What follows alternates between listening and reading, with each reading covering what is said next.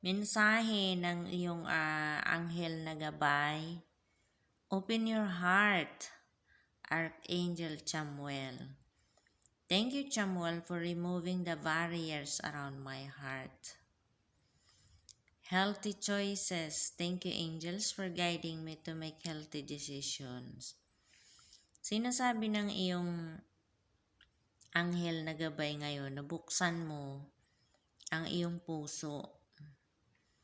Alisin mo na yung mga nagpapabigat dyan sa puso mo. I-let go mo na, okay?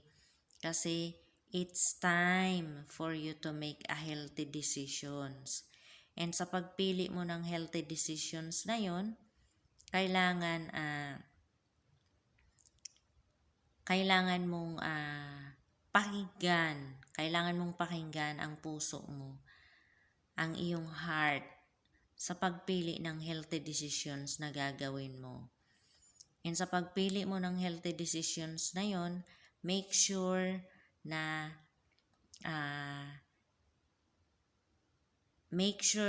it's in favor para sa'yo, okay? Make sure na ikaw yung makikinabang sa healthy decisions na yon na gagawin mo.